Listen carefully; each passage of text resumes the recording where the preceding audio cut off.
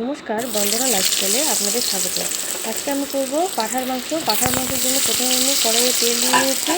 এরপরে আলু দিয়ে লবণ হলুদ দিয়ে আলুটাকে ভালো করে লাল লাল করে ভেজে নেব।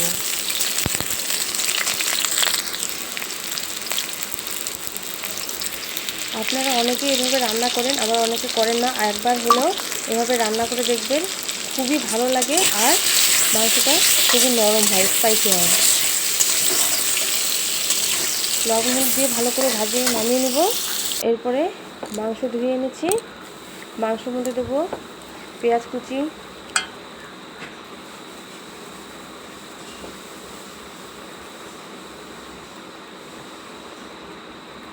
টমেটো কুচি, থেতো করা রসুন,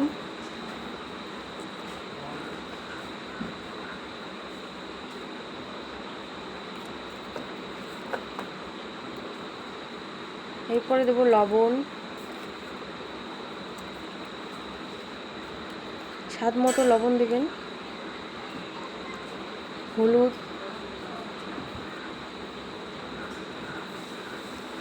হলুদ গুঁড়ো দেওয়ার পরে এবার দেবো শুকনো লঙ্কা, কাঁচা লঙ্কা আর আদা একসাথে বেটে নিয়েছি।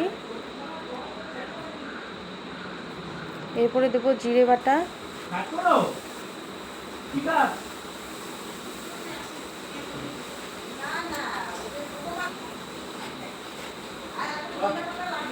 এরপরে দেবো সর্ষের তেল,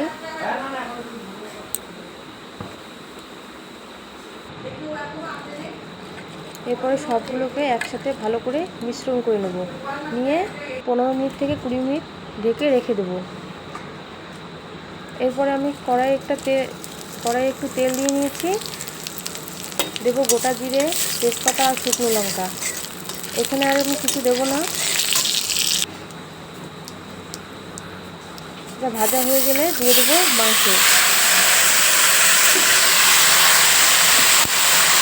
মাংসটাকে অনেক জল বেরোবে, এই জন্য আমি মাংসটাকে ভালো করে নেড়ে চেড়ে ঢেকে দেবো।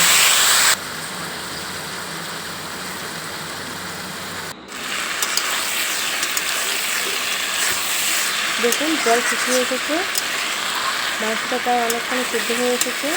এরপরে ভালো করে সামান্য একটু একটু জল দিয়ে কষিয়ে নেব।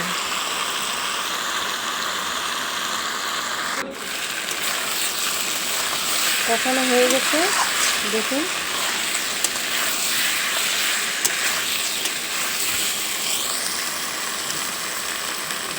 এরপরে আমি সেদ্ধ হওয়ার জন্য একটু জল দিয়ে দেবো।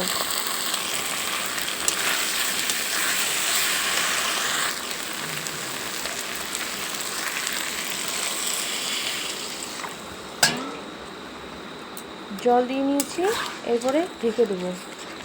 এদিকে আমি গোটা গরম মশলা বেটে নিয়েছি।